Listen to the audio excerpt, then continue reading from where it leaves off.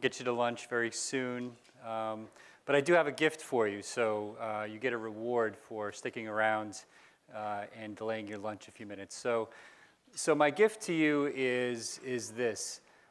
Everybody talks about the speculative value of Bitcoin. But when I say Bitcoin, I'm kind of grouping all the decentralized cryptocurrencies into the same bucket.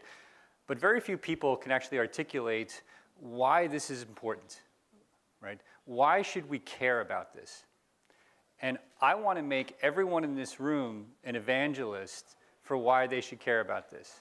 So hopefully in the next 10 minutes, I'll give you a couple of tricks that you can take with you with some very concrete real-world examples, and I'll post the slides online that you can use and talk to your friends about why this is so important.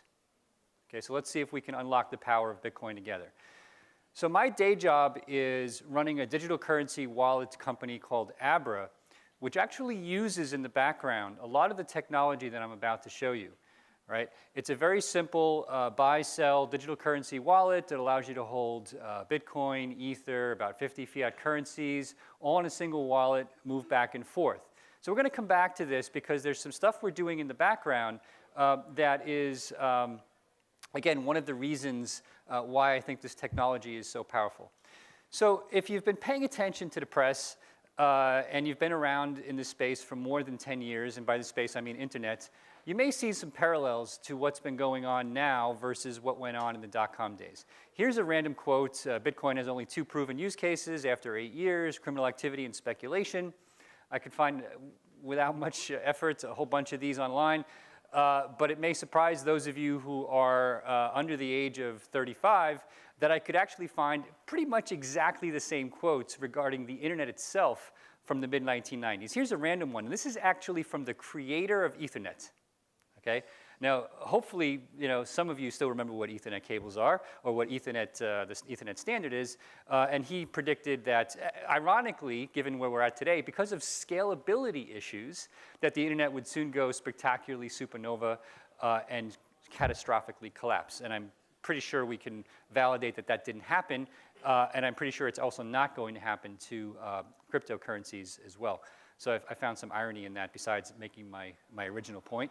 So, but at the same time, of course, these are all the businesses that have either been killed, disrupted, morphed, changed, whatever, because of the internet. And my job in the late 90s, one of many jobs, was going around and evangelizing to the people who owned these companies why this was going to happen. And of course, they thought I was completely full of shit, because in those days, everybody was still pretty fat and happy, and the internet hadn't disrupted them yet. Okay? So clearly they were wrong. All right.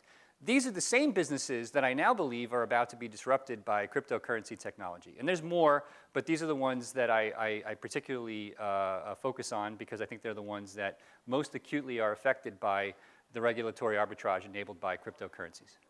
Okay? So we've all seen the market cap. It's actually up a little bit since I even saw this last slide. But again, market cap is interesting. Speculation is interesting because it actually drives a lot of liquidity. If TCP packets had to be generated somehow as opposed to created from thin air, we would need liquidity. In the case of Bitcoin, you can't create Bitcoin from thin air, so we need this market liquidity. But why? Why do we need this? Right? I'm going to give you 3 real-world examples that hopefully you can then go out and then talk to your friends about and say, hey, look, this isn't just about what is the price.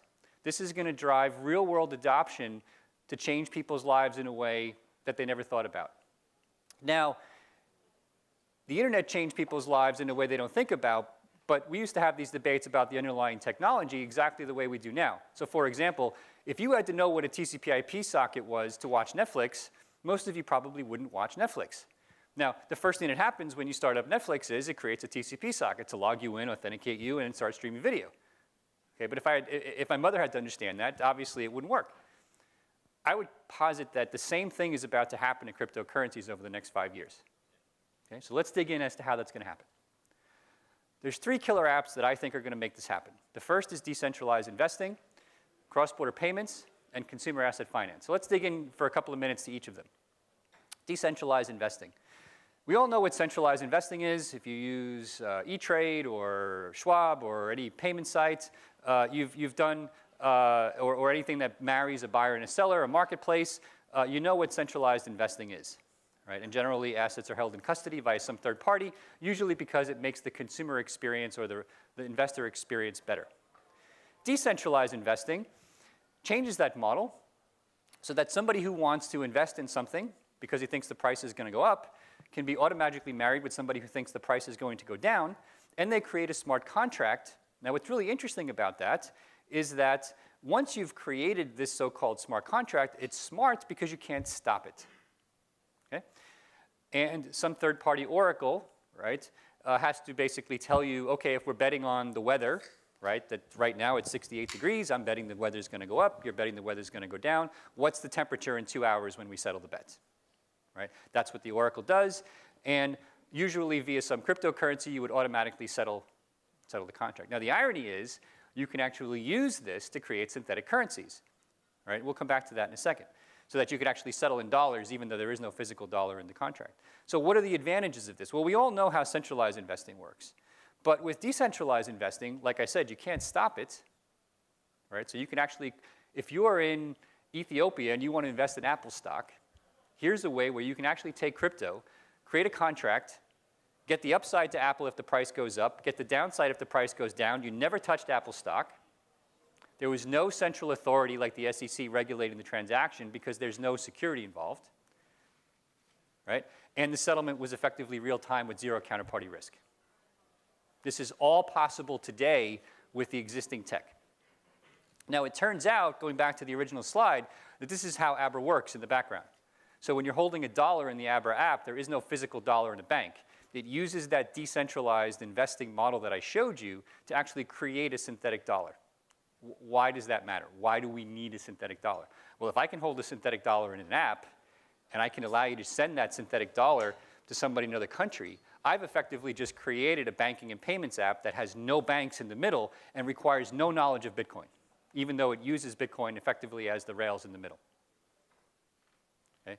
So that's a very simple example of how to use this decentralized investing model. Stock trading, bond trading, commodities, exposure to buckets of cryptocurrencies. All of these things are going to be live, I guarantee you, this year. I know the company's working on them, all using this smart contract-based decentralized investing model. Okay, cross-border payments. This builds upon what we just discussed. So if you have a, well, first of all, I'm sure all of you are familiar with this idea of migrant remittances and how enormous this market is. It's literally globally about 500 billion in terms of just volume of money transfers. It generates upwards of 75 billion in transaction fees and foreign exchange fees. The numbers are insane. It dwarfs contributions like donations and government contributions via state and USAID. If you take the model I just described using a synthetic dollar and sent money using a smartphone to a smartphone in the Philippines where they would receive a synthetic peso, you would effectively lower the cost of that money transfer. We've done the analysis on this, not Abra doing it, I'm talking about Western Union doing it, by about 100 basis points. That is an insane amount of money, right? That would significantly contribute to the GDP of receiving markets. Now, the problem with that is they wouldn't understand what I just said. So they will, I promise you, because there's too much money at stake and too many lives that can be improved by using this decentralized investing model to change banking. Okay? So that's part two. That's cross-border payments. And this can be applied to any type of payment, even domestic. But in a lot of cases, actually, that's not true. I actually went out and did some investigation. It costs $20 to do a real-time transfer via Walmart using MoneyGram service today, which is completely insane. So even domestically, it would actually make a big difference in the US, which I didn't expect. But any type of payment can be completely disrupted using this model.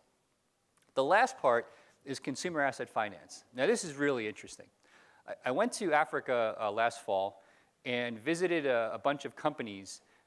This is one example of this, where they were selling solar lanterns to families that had never had electricity in their home before. And these solar lanterns basically had IoT connectivity with effectively a SIM chip, just like the SIM. And you saw the marketing for the new Apple Watch 3 with the SIM card in it. It's basically the SIM is in silicon. There is no SIM chip in the card. The SIM is physically in silicon, so you can't rip it out. They did this with solar lanterns. And the reason they did this is that you would make a lease payment for a few dollars via your M-Pesa wallet running on your phone, and if you made the payments, the light goes on. And if you don't make the payment, the light doesn't go on. Absolutely brilliant. The repayment rates on these things, Amex would kill for these repayment rates, okay? And there's no theft, because if this is the only way you can read, have lights, and charge your phones. You're guarding these things, with your lives. So the market for this has exploded to the tune now. The addressable market here is in the tens of millions just for these solar kits, okay? Now, I'm assuming most of you have heard of M-Pesa at this point, which is the mobile money service in Kenya and now growing in Tanzania. And so this model works there because everybody has that mobile money service. Mobile money has basically been an adjunct failure everywhere else because there's no interoperability, it's too hard to get money on and off the phone, et cetera, et cetera. But I just described to you a model in the last few slides that makes mobile money really easy, right? Because I can now put $1 on a phone and not have to know that it's actually Bitcoin underneath, and it turns out that works in 150 countries, right? So if I could apply that IoT model to any consumer electronic device, right? Television, refrigerators, washing machines, dishwashers. I've now taken the traditional market for consumer electronics, which is about 2.5 billion people, and I've now turned it into a market for 7 billion people because these devices can be given away for free with lease payments done via smartphones with IoT connectivity such that your refrigerator doesn't work or your washing machine doesn't work if you don't make the payment. Or you share them in a village if necessary. So think about India, Indonesia, parts of China, where consumer electronic sales via retail just doesn't work. Or consumer electronics companies, according to our analysis, that were generating a 4 or 5% margin at best, except for Apple, right? Or some that were losing money. So we went to Foxconn with this idea and showed them how this was working in Africa. After months of silence, they came back to us and said, oh my God, right? And they ended up investing in Abra. Right now, they bought Sharp, which was losing money at the time, and they've now extremely proud that Sharp's a break-even company. Right? They did the analysis on this and said, this company should be generating 100% margins as a lease company, which is exactly what we told them, right? As opposed to a break-even company, which is selling at Best Buy these days, right? So this idea of instant-on leasing is about to change the planet in terms of bringing people up the income pyramid. There was another TED Talk that's one of my favorites that talks about how access to the washing machine in the home is the key to bringing people into the middle class because now you have 2 people working as opposed to washing clothes by hand all day. Right? So these are the applications that I think are going to drive crypto adoption. There are more, but I think these are the killer ones in the short term. I'll post this online. You can also, I think it's on a variant of this is already on my Twitter feed, Bill Barhydt, but I'll post this exact slides on SlideShare later today, and I hope you'll help us get the word out that this is not just about speculation, but there are real killer apps here that are going to change people's lives that can't be done any other way. All right, thanks for your time.